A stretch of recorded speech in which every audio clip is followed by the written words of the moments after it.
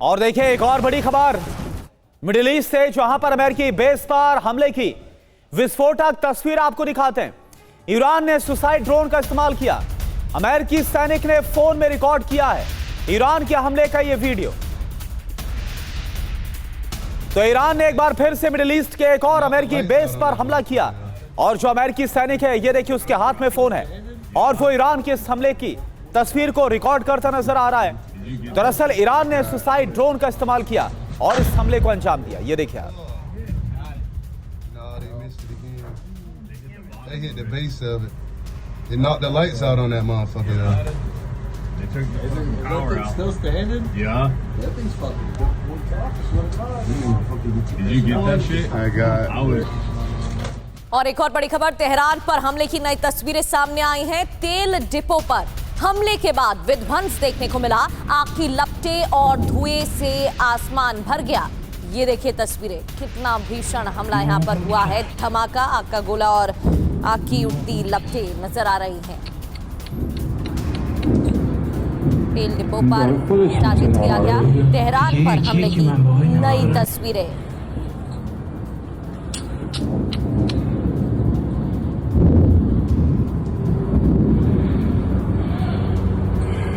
और अब आपको तेहरान में हमले का एक और वीडियो दिखाते हैं। ऑयल डिपो के पास जोरदार धमाका हुआ है और इस हमले के बाद तेल डिपो में आग लग गई। तेहरान में जो हमला हुआ इसका एक और वीडियो। अमेरिका और इजराइल ने इस हमले को अंजाम दिया। ये देखिए आप। ऑयल डिपो के पास जोरदार धमाका और इस हमले के बाद ये माना जा रहा है कि तेहरान के अंदर एक बड़ा ऊर्जा संकट भी खड़ा हो सकता है। तो ये देखिए तस्वीरें आपके सामने। ऑयल रिफाइनरी पर हमला किया गया तेहरान के अंदर, ऑयल डिपो पर हमला किया गया और ऐसे में एक बड़ा संकट अब तेहरान के अंदर खड़ा होता हुआ नजर आ रहा है। खास तौर पर अगर तेल संकट की बात करें तो ये तस्वीरें और किस तरह से इसमें नुकसान पहुंचा है तेहरान को ये आप देख पा रहे हैं। काफी दूर तक का जो इलाका है वो आग की लपटों से घिरा हुआ है।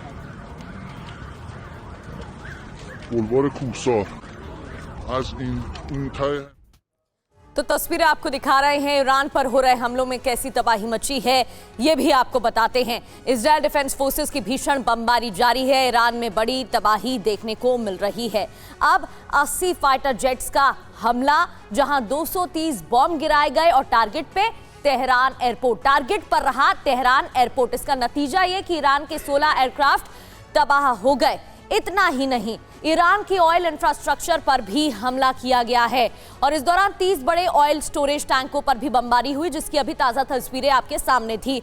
दक्षिणी तेहरान में ऑयल डिपो पर भी अटैक किया गया है। इस्फहान में पुलिस स्टेशन पर इजरायल डिफेंस फोर्सेज ने अटैक किया, जिसकी तस्वीरें भी हम आपको अभी दिखा रहे थे। और हमारे साथ खास मेहमानों का पैनल भी जुड़ गया है, जिनका हम रुख करेंगे। Colonel Shailendra Singh as defence expert हमें ज्वाइन कर चुके हैं। सुशील कुमार सिंघल, पूर्व राजदूत, हमारे साथ जुड़ चुके हैं और doctor Sandeep Tripathi foreign expert के तौर पर हमारे साथ जुड़ गए हैं। सबसे पहले शैलेंद्र सर, मैं आपका रुख करना चाहूंगी। जिस तरीके से हमले हो रहे हैं, तबाही मच रही है, दिख रहा है कि ईरान का भी नुकसान हो रहा है और ये आंकड़ों के जरिए हम बता रहे हैं। लेकिन हाल ही में ईरान के राजदूत जो भारत में मौजूद हैं, उनका बयान सामने आता है कि हम या तो जीतेंगे या शहीद हो जाएंगे और हमारे पास इतना इंतजाम है कि 2 साल तक जंग खिंच सकती है। तो ये दबाव बनाने के लिए कहा गया है या वाकई में तैयारी है? जय हिंद, नमस्कार। देखिए, कोई भी राजदूत जब कोई इस तरह की बात करता है तो वो अपने कंट्री का जो निश्चय है, वो जो उसका ब्रेव फेस है, वो उसे रिप्रेजेंट करता है। क्यों? क्योंकि उसे दिखाना है, उसे बताना है कि ईरान का स्टैंड क्या है। ईरान कमज़ोर है, टूटा नहीं है। ईरान कमज़ोर मिलिटरली हो सकता है, ख़त्म नहीं हुआ है। उसे बताना पड़ेगा कि दुनिया में उसके एग्जिस्टेंस का अभी भी वजूद है। वो ये नहीं है कि आपने अगर हमारी मिलिट्री डिग्रेड कर दी, एयर सुपीरियॉरिटी ले ली, that means everything is over. और सबसे बड़ा हथियार ईरान के पास है ही ये कि जितना ये लड़ाई बढ़ेगी टाइम वाइज, वहाँ पर कहीं ना कोई नई कंट्रीज़ में एंटर करेगी और इसका प्रारूप जो है वो बढ़ेगा। एनर्जी से रिलेटेड जैसे ही लड़ाई बढ़ेगी, अभी तो बढ़ी नहीं है एनर्जी की लड़ाई, तब आप देख रहे हैं कि 12 से 14% उछाल आ गया है। कंट्रीज लाइक पाकिस्तान और बांग्लादेश रेट डबल हो गए हैं, वहाँ पर राशनिंग स्टार्ट हो गई है।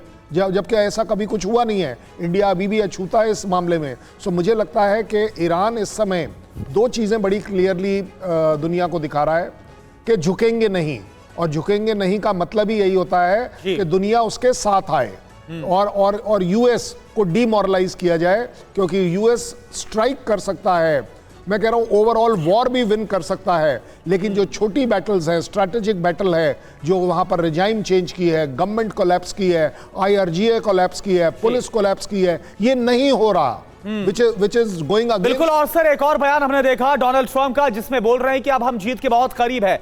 आखिर इस बयान में कितनी सच्चाई, इस पर भी हम बात करेंगे। लेकिन इस बीच युद्ध के 9वें दिन बड़ी खबर का रुख कर रहे हैं। कुवैत में ईरानी ड्रोन हमले में धमाका हुआ है। ड्रोन हमले के बाद इमारत में भीषण आग लग गई। ईरानी आत्मघाती ड्रोन अटैक के बाद यह आग लगी है। तस्वीर आपको दिखाते हैं। ये देखिए आप, कुवैत में एक बार फिर से बड़े हमले को अंजाम दिया गया। हालांकि कल ही हमने आपको बयान दिखाया था ईरान के राष्ट्रपति मसूद पेजेश्कियान का, जिसमें उनकी तरफ से ये कहा गया था और माफी भी मांगी गई थी जो मिडिल ईस्ट के तमाम देश है जहां पर हमले किए गए, और ये कहा गया था कि अगर उन पर हमला वहां से नहीं होगा तो वो भी हमला नहीं करेंगे। लेकिन आप देखिए रात में एक बार फिर से कुवैत में ये हमला हुआ, ड्रोन से अटैक हुआ और इमारत में आग।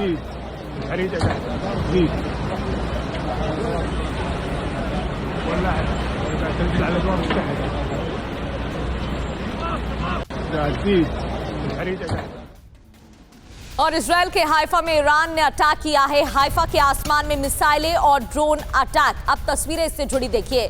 हाइफा में ड्रोन अटैक ईरान का। इस इलाके में लगातार ड्रोन और मिसाइलों से अटैक कर रहा है ईरान।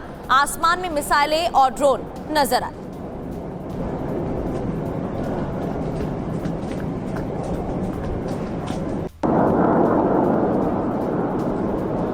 खबर इराक से। इराक के सुलेमानिया में ड्रोन से हमला हुआ है। टाइटैनिक नाम के एक होटल के पास ये ड्रोन गिरा।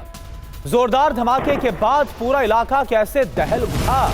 एयर रेड सायरन वहां पर गूंज रहे थे। ये देखिए आप। और इराक के इरबिल एयरपोर्ट के पास भी अटैक हुआ है। अमेरिका की सैन्य बेस पर ड्रोन से हमला यहां पर किया गया है। ईरान ने अमेरिकी बेस पर कई ड्रोन दागे हैं। इससे पहले भी इरबिल की कई तस्वीरें हम आपको दिखा चुके हैं। एयरपोर्ट के पास भी इससे पहले अटैक की कोशिश, और सैन्य बेस पर, अमेरिकी सैन्य बेस पर ड्रोन से अटैक एक बार फिर।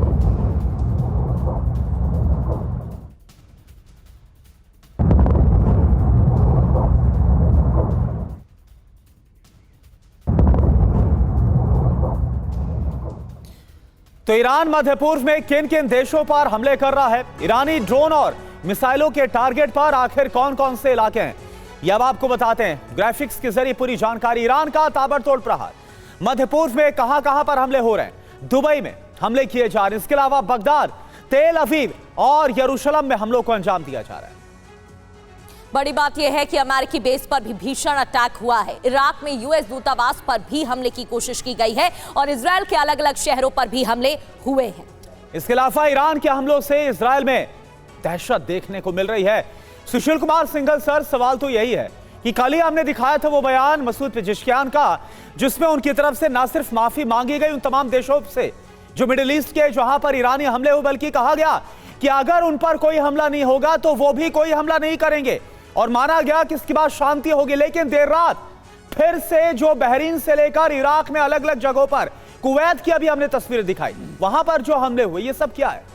देखिए करुणा, बात यह है कि ईरान के जो प्रेसिडेंट हैं वो बड़े मॉडरेट हैं, और उन्होंने जो जेन्युइनली उन्होंने बोला कि भाई जो हमारे मित्र देश हैं गल्फ कंट्रीज़ में, वहाँ जो अटैक हुआ है वो नहीं होना चाहिए था, और उसके लिए उन्होंने माफ़ी मांगी। लेकिन वहाँ पर भी हार्डलाइनर और जो लोग सॉफ्ट हैं उनके बीच में वहाँ अभी चल रहा है, स्ट्रगल चल रही है। और जैसा कि वहाँ के चीफ जस्टिस जो हैं उन्होंने एक बयान दिया इमीडिएटली, और उसके बाद जब वो बयान को, जो राष्ट्रपति के बयान को जो एक्स चैनल उस पर एक्स पर डाला गया, तब उन्होंने माफ़ी वाली बात सब निकाल दी थी और उसको उन्होंने चेंज किया, और उसमें उन्होंने फिर बात को बदला। तो वहाँ भी पावर स्ट्रगल चल रहा है। लेकिन एक ये स्ट्रेटजी भी हो सकती है ईरान की कि वो एक तरफ तो ये दिखाएं कि हम नहीं इन्वॉल्व करना चाहते हैं मिडिल ईस्ट के जो आसपास के गल्फ कंट्रीज़ हैं, लेकिन उन पर अटैक वो कंटिन्यूस रखें ताकि वो कन्फ्यूज़न रहे मिडिल ईस्ट में जो देश हैं, गल्फ के देश हैं, और वो इनके ईरान के खिलाफ लड़ाई में शामिल ना हो। क्योंकि अभी तक केवल ईरान की तरफ से हमले हो रहे हैं, उन्होंने अभी पलट के वार नहीं किया है। लेकिन तो इसलिए कि ये स्ट्रैटेजी हो सकती है कि, लेकिन ईरान बराबर अपने जो एरिया है लड़ाई का वो बढ़ाता जा रहा है। हम देखें हर रोज एक या एक नए देश को इंक्लूड करता जा रहा है और बड़े पिन पॉइंटेड अटैक हो रहे हैं। ऑफ कोर्स इजराइल और अमेरिका के दावा है कि ईरान की कैपेसिटी उन्होंने ख़त्म कर दी है और 86% उन्होंने मिसाइल दागनी कम कर दी है, लेकिन जो नुकसान हो रहा है देशों में सब जगह वो बराबर नुकसान कर पा रहा है ईरान। उसकी कैपेसिटी अभी तक उसके मेरे विचार से अब जितना क्लेम किया जा रहा है उतनी ख़त्म नहीं हुई है और ये एक्सपेंड कर रहा है। नाउ मेरे विचार से इज बिकमिंग स्लोली रीजनल वार। ये ईरान अमेरिका और इजराइल की लड़ाई नहीं रह गई है, बल्कि रीजनल वार होते जा। दूसरा जो इकोनॉमिक एंगल है वो बहुत, गल्फ का जो ऑयल का जो प्रॉब्लम आ रहा है वो एक बहुत बड़ा इशू बनता जा रहा है, क्योंकि स्ट्रेट ऑफ हर्मुज को क्योंकि प्रॉपर्ली बंद नहीं हुई है, अभी कुछ जहाज जा रहे हैं, अमेरिका क्लेम कर रहा है कि हम एस्कॉर्ट करेंगे, लेकिन उस इफेक्टिवली वो बंद है और उससे जो ऑयल शॉक आ रहा है देशों में, भारत अभी थोड़ा बचा हुआ है। हमारे यहाँ भी खैर उसकी एलपीजी की शॉर्टेज शुरू हो गई है, जैसा कि अभी आज के अखबार में भी था। तो ये ऑयल का जो है ये जो, और जिस तरह से आप अभी खबरों में बता रहे हैं कि ऑयल इंफ्रास्ट्रक्चर और ऑयल पर्टिकुलरली प्रोडक्शन फैसिलिटी और जो डिपोज हैं उनको अटैक किया जा रहा है दोनों तरफ से। तो आइडिया यह है कि इंटरनेशनल जो ग्लोबल इकोनॉमी को सफर करे और प्रेशर बिल्डअप हो, ताकि और उसी के तहत कार्रवाई भी सर यहाँ पर की जा रही है। बिल्कुल ठीक आपने कहा। एक और बड़ी खबर का रुख कर लेते हैं, एक बार फिर से बातचीत करेंगे, लेकिन बड़ी ब्रेकिंग। लेबनान में इजराइल की जोरदार स्ट्राइक, खिरबैट सिल्म शहर में भीषण तबाही मचाई गई है। हेल्थ सेंटर को निशाना बनाया गया है और बमबारी में कई घर पूरी तरह से बर्बाद हो गए हैं, क्षतिग्रस्त हो गए हैं। और ये देखिए तस्वीरों को देखकर समझा जा सकता है जो आसपास वाहन खड़े थे वो भी इसकी जद में आए हैं और क्षतिग्रस्त दिखाई दे रहे हैं। घर बिखरे, मलबा बिखरा हुआ दिखाई दे रहा है, क्षतिग्रस्त हो गए हैं ये घर यहाँ पर जहां बमबारी हुई और हमले हुए। और अब लेबनान की राजधानी बेरूत से खबर है। लेबनान के बेरूत में आईडीएफ ने किया है ड्रोन हमला। राउचे इलाके में यह हमला हुआ और एक होटल पर यह हमला। होटल में हिजबुल्लाह के कमांडर को टारगेट पर लिया गया। कहा यह जा रहा है, ये देखिए आप, ये वही बेरूत का होटल है जिस पर अटैक किया गया और यह कहा गया कि इसमें हिजबुल्लाह का कमांडर ठहरा हुआ था। हमले में 3 लोगों की मौत हुई है, 9 लोग घायल हुए और होटल को नुकसान कैसा पहुंचा है ये आप देख पा रहे हैं। लाल घेरे में आपको दिखा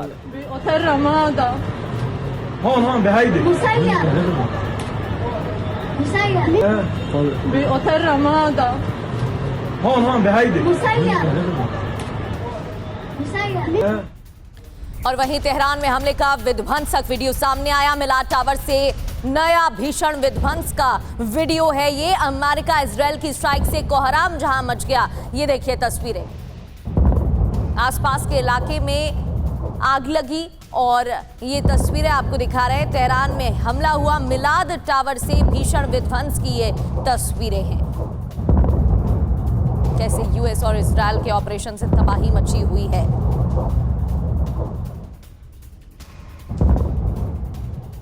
और एक और बड़ी खबर, ईरान पर हमले का एक और वीडियो आपको दिखाते हैं। अमेरिका ने जारी किया है यह नया वीडियो। IRGC के सैन्य ठिकाने पर हमले का वीडियो जारी किया गया। ये देखिए आप, IRGC का ये सैन्य ठिकाना है जहां पर हमला किया है अमेरिका ने और इसका वीडियो भी जारी किया गया। अमेरिका का दावा कि उसने IRGC को बहुत ज्यादा नुकसान पहुंचा दिया है। अमेरिका का दावा तो यह तक है कि उसने ईरान की नेवी को खत्म कर दिया, वहां की सेना को पूरी तरह से खत्म कर दिया है। ये तमाम जो बड़े बड़े दावे हैं वो कल ही हमने आपको दिखाया था कैसे डोनाल्ड ट्रंप करते हुए नजर आ रहे थे मीडिया के सामने।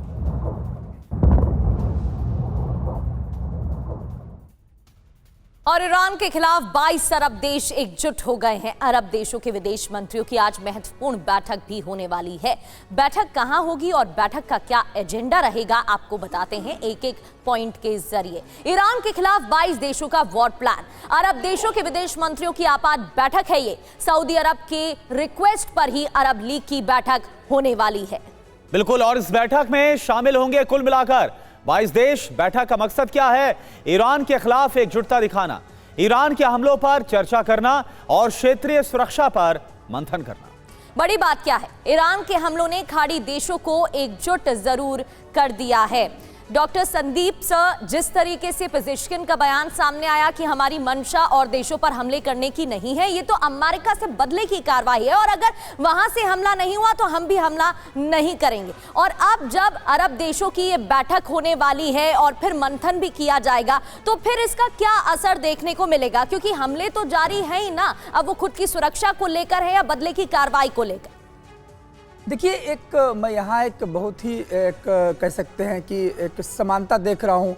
जब यूक्रेन रशिया वॉर चरम पर था तो जो ईयू के 27 कंट्री होते थे, विशेषकर जो बाल्टिक स्टेट होते थे, ये बहुत आके स्टेटमेंट देते थे कि हम एक हैं, हम एक हो गए, आज एक साथ यूक्रेन की रक्षा करेंगे। ये उसी तरीके से जो अभी आप अरब कंट्री बता रही हैं, ये इनकी एकता कुछ वैसे ही है। ये सहमे हुए हैं, इनका अस्तित्व इस समय अपने उसमें है, खतरे में इस बात को लेकर के कि एक छोटा सा कंट्री ईरान जो है पूरा तहस नहस कर दिया मिडिल गल्फ कंट्रीज के सिस्टम को। और इसलिए कर दिया क्योंकि ये जो स्पेशली मैं आपको कुछ कंट्री बता दूं, जैसे कतर हो गया और ये आपके दुबई हो गई, ये एक ऐसे स्टेट्स है, दुबई ऐसी जगह है जो ट्रेड एंड टूरिज्म के नाम से जाना जाता था। तो इनका जो इकोसिस्टम पूरी तरह से ईरान ने कोलैप्स कर दिया। अब इनके पास कुछ आने वाले टाइम में बचा नहीं है दुनिया को अट्रैक्ट करने के लिए कि आप यहाँ आएंगे और आपकी इकॉनमी बढ़ेगी। अमेजन जैसे और AI का डेटा सेंटर पूरा तबाह कर देगा। इस बात का संकेत ये है कि अब आपको या तो अपने पैरों पर खड़े हो जाइए, या तो यदि अमेरिका का गुलाम बनना है तो फिर हम आपको ताश नस गए। अब रही बात ईरान प्रेसिडेंट का जो स्टेटमेंट बार बार आ रहा है माफी मांगने के, उसका एक अपना संदर्भ है। संदर्भ ये है कि हो सकता है कि कंसोलिडेशन किया जाए एक इस्लाम के नाम से कि देखिए आप दुश्मन नहीं हो, आप यदि लॉन्चिंग पैड बनोगे अमेरिका के तो आपका अस्तित्व खतरे में है। और वही इन्होंने किया। उन्होंने क्या किया, सारे दूतावास बंद हो गए। सफलता देखी ईरान की गल्फ कंट्रीज में कि अब इस समय ऐसा कोई दूतावास नहीं जहां पर हो, सब वहां से बंद कर दिया। किसने? अमेरिका ने किया। तो एक हद तक आप कह सकते हैं कि एक मिशन पर ईरान कामयाबी पा लिया है इन गल्फ कंट्रीज पर। अब ईरान ने खुला कहा कि यदि आपके तरफ से अटैक नहीं आया तो हम आपको टच नहीं करेंगे, लेकिन ये अटैक हुआ, यदि आपके एयरबेसेस को, आपकी सरजमी को अमेरिका ने थोड़ा भी टच किया तो फिर आप बचने वाले नहीं हैं। तो मुझे लगता है ये बिल्कुल। और संदीप सर, हालांकि सवाल यह भी कि क्या इस बैठक में एक बड़ी खींचतान देखने को मिल सकती है, क्योंकि लेबनान और जो यमन जैसे देश हैं वो भी इसका हिस्सा रहेंगे। एक और बड़ी खबर, तेहरान में एक और ऑयल डिपो पर हमला हुआ है। बमबारी के बाद ऑयल डिपो पर आग लग गई। धमाके के साथ, बहुत तेजी के साथ यह आग फैली है। तेहरान में एक और बड़ा हमला। बमबारी के बाद ऑयल डिपो पर आग कैसे लगी, ये देखिए आप। आग का कितना बड़ा गोला बना हुआ नजर आ रहा है, धुआं और यह आग के लपटे। आप देखिए कितना बड़ा नुकसान हुआ होगा, आप खुद समझ सकते हैं।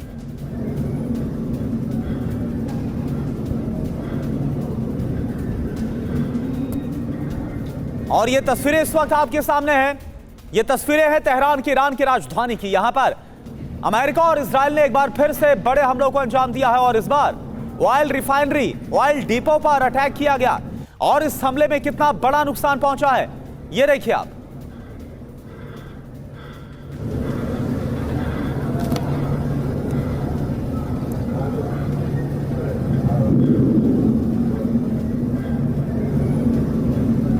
और ये तस्वीरें देखिए, विध्वंस कैसे मचाया गया है। आग की उठती लपटें और धुआं ही धुआं आसमान में छाया नजर आ रहा है। धमाके के साथ ही तेजी से आग फैल रही है। इन तस्वीरों को देखकर समझा जा सकता है कि भीषण बमबारी के बाद तबाही का कैसा मंजर देखने को मिला। और जैसे कि अभी हम चर्चा भी कर रहे थे, ऑयल रिफाइनरी, ऑयल डिपो पर टारगेट किया जा रहा है। स्ट्रैटेजिकली हमले यहाँ हो रहे हैं। तेहरान में एक और ऑयल डिपो पर हमले की ये तस्वीर, और देखिए दो तस्वीरें। एक तस्वीर आप देख सकते हैं, दूरी से हम दिखा रहे हैं, और आग की उठती लपटें और धुएं का गुबार साफ तौर पर इन तस्वीरों में नजर आ रहा है।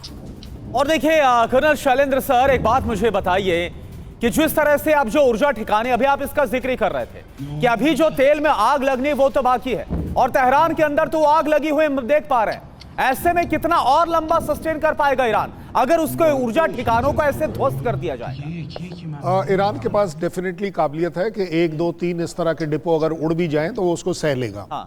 और मैं एक बात बता दूं, स्ट्रैटेजिकली यूएस और इजराइल कोई बहुत ज़्यादा गेन नहीं करता कि कोई एक डिपो को आपने उड़ा दिया या कोई एक रिफाइनरी उड़ा दी। क्या ये आपका स्ट्रैटेजिक एम है? क्या इसकी वजह से आपका रिजाइम चेंज हो जाएगा? क्या इससे लीडरशिप खत्म हो जाएगी? ऐसा कुछ नहीं होने वाला। और सबसे बड़ी बात यह है कि आप जब इस तरह की स्ट्राइक्स करते हैं तो ये आप उसको डिग्रेड कर रहे हैं। आप उसकी जो फर्दर क्षमता है जो उससे निकल कर आने वाली है, ये ऑयल कहाँ जाना है? आपको क्या लग रहा है ये एक्सपोर्ट होना है? ये ऑयल वहीं इस्तेमाल होना होगा, जिसको कि वो ऑप्शन खत्म कर रहे हैं। सिविल एयरपोर्ट क्यों अटैक कर रहे हैं कि किसी भी तरह से मिलिट्री एयरक्राफ्ट जो हैं वो सिविल वाले से ऑपरेट ना कर ले? सिविल एयरक्राफ्ट क्यों आप डाल रहे हैं? लड़ाई के दौरान सिविल एयरक्राफ्ट जो है वो मिलिट्री एसेट बन जाता है, आप इसलिए उसको भी तोड़ रहे हैं। पेजेश्कियां की जो बात कर रहे थे, ये क्या है? डिप्लोमेसी में सबसे बड़ी चीज ये होती है कि बिना बोले आपने सब कुछ बोल दिया। उन्होंने क्या बोला? उन्होंने बोला कि हम वी आर सॉरी, हम आप पर अटैक नहीं करेंगे जब तक हमारे ऊपर अटैक ना आए। तो दैट मीन्स बड़ी सीधी सीधी थ्रेट दे दी कि आप इस लड़ाई में इन्वॉल्व मत हो जाइएगा, आपकी जमीन से हमारे ऊपर अटैक नहीं आने चाहिए। और बड़े टेक्निकली करेक्ट हो गए कि देखिए अगर हमारे ऊपर अटैक आए तो हम तो करेंगे। और आपने देख लिया 12 घंटे के अंदर ऑलरेडी आपको जहां जहां आपने सो कॉल्ड माफी मांगी थी वहां पर आज भी स्ट्राइक हो रही है। So diplomacy is a very good weapon system कि आप लोगों के साथ इस्टेब्लिश भी हो जाते हैं, एक कैरेट एंड स्टिक वाला मामला भी दिखा देते हैं कि अगर जरूरत पड़ी तो हम डंडा भी मारेंगे अगर हमारे पास स्ट्राइक होती है। और आप बिना कहे आप उसके साथ भी चलने को तैयार हो जाते हैं और मानवता के तौर पर दिखाई देते हैं। जी बिल्कुल सर, और इस वजह से कई देशों की तरफ से यह भी कहा गया कि हमें तो घसीटा जा रहा है इस युद्ध में। एक और बड़ी जानकारी, ऑपरेशन ट्रू प्रॉमिस की 27वीं लहर अब देखने को मिल रही है। यूएस बेस को निशाना बना रहा है ईरान। कुवैत में अमेरिकी सैन्य अड्डे पर हमले हो रहे हैं। अब इसी पर हम चर्चा कर रहे थे, कैसे ऑपरेशन के तहत अमेरिकी एम्बेसी और अमेरिकी सैन्य बेसिस पर टारगेट किया जा रहा है। और एक और बड़ी खबर, ईरान के नेता लारिजानी की ट्रंप को बहुत बड़ी धमकी, खामनेई की मौत का बदला लेकर रहेंगे। लारिजानी की तरफ से कहा गया अमेरिका को इसकी बड़ी कीमत चुकानी पड़ेगी। लारिजानी की तरफ से यह बयान दिया गया, ये देखिए आप जो पोस्ट किया गया। और युद्ध के बीच अली लारिजानी ने बड़ा बयान दिया है। हॉर्मुज स्ट्रेट को ईरान ने बंद नहीं किया है। स्ट्रेट ऑफ हॉर्मुज को लेकर यह बयान दिया गया, हॉर्मुज स्ट्रेट से अब कोई नहीं गुजर सकता है। तो इसको लेकर बयान दिया गया कि ब्लॉक नहीं किया गया है, बंद नहीं किया गया है, लेकिन जिस तरीके से युद्ध जारी है और जो हालात बने हुए हैं, ऐसे में अब कोई नहीं गुजर सकता। तो ईरानी सुरक्षा परिषद के सचिव है अली लारिजानी, उनकी तरफ से कहा गया कि अपने आप बंद हो गया स्ट्रेट ऑफ हॉर्मुज। एक और बड़ी खबर, राष्ट्रपति डोनाल्ड ट्रंप का एक और बड़ा बयान आप देखिए। ईरान की नेवी को जंग में बहुत बड़ा नुकसान पहुंचा है। डोनाल्ड ट्रंप यह दावा कर रहे हैं ईरान के 44 जहाज तबाह कर दिए गए।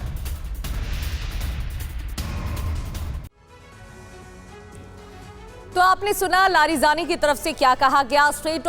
स्ट्रेट ऑफ हॉर्मुज को लेकर बयान दिया गया कि उसे ब्लॉक नहीं किया गया, लेकिन जैसे हालात बने हुए हैं उसको देखते हुए बंद हो गया है। ईरान पर बहुत बड़े हमले का प्लान भी तैयार हो चुका है। ईरान पर हमले को लेकर अमेरिका का क्या प्लान है आपको बताते हैं। ट्रंप का विध्वंसक प्लान, B-1 बॉम्बर से ईरान दहन, ईरान के नजदीक अमेरिकी बॉम्बर की तैनाती, यूके के एयरबेस पर B-1 बॉम्बर की लैंडिंग, 3 B-1 बॉम्बर रैफ फेयरफोर्ड एयरबेस पहुंचे हैं और ईरान पर जल्द बहुत बड़ा हवाई हमला भी संभव है। क्यों तैनाती हुई है ये भी जान लेते हैं। पहले B-1 बॉम्बर अमेरिका से उड़ान भरकर हमले करते थे, अब यूके बेस से ईरान पर हवाई हमला होगा।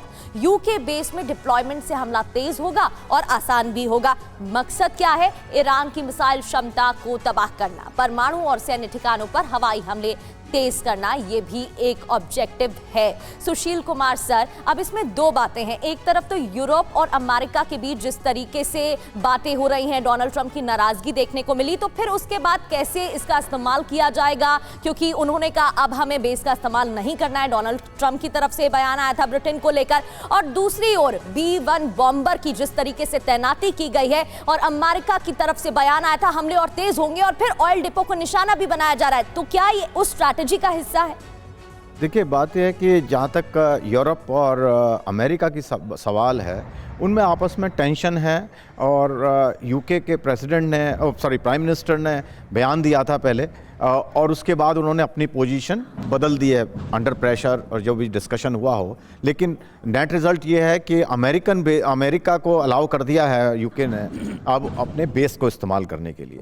तो वो जो आप जैसे कह रही थी उसके जो इतनी दूर से फ्लाइट आती थी B-1 की, तो वो अब शॉर्ट पास में आ गई और जो तेजी है हमलों की वो बढ़ पाएगी, क्योंकि इनका जो प्लान है प्रेसिडेंट ट्रंप जैसे अनाउंस कर रहे हैं, वो उनका इरादा यह है कि कारपेट बॉम्बिंग करने का भी इरादा है उनका। और कारपेट बॉम्बिंग करके वो जो, क्योंकि वो अभी तक जो उनके उद्देश्य हैं कि मिसाइल की जो कैपेसिटी है ईरान की और दूसरे जो न्यूक्लियर कैपेसिटी है उसको ख़त्म डिसेमिनेट करना है उनको, और उसके लिए उनको इस तरह के बॉम्बिंग करनी पड़ेगी, तभी वो उसमें सक्सेसफुल हो पाएंगे। तो उसके लिए वो इस्तेमाल करने का इरादा है मेरे विचार से। चलिए ठीक है, तो ये जो रणनीति है वो साफ तौर पर अमेरिका और इजराइल की नजर आ रही है, और वह ईरान भी बड़े हमलों को अंजाम दे रहे हैं। एक और बड़ी खबर, रॉकेट अटैक के बाद IDF ने जोरदार पलटवार किया, हिजबुल्लाह के लॉन्चर पर हुआ है एकदम सटीक हमला। इजराइल के एयर स्ट्राइक में लॉन्चर तबाह हो गया। गैलीली अटैक में इस्तेमाल हुआ था यह लॉन्चर।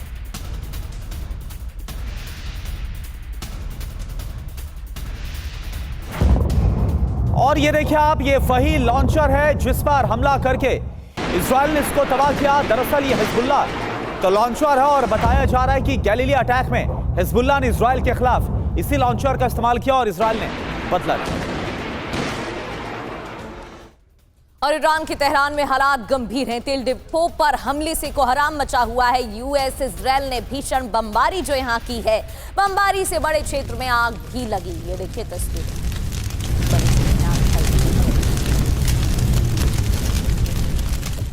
और एक और बड़ी खबर, राष्ट्रपति डोनाल्ड ट्रंप ने ईरान को दी है बड़ी धमकी। बिना शर्त समर्थन करना सही रास्ता है, यह डोनाल्ड ट्रंप ने ईरान को कहा है। ईरान की सैन्य क्षमता तबाह कर देंगे। डोनाल्ड ट्रंप ने साथ ही यह भी वार्निंग जारी की।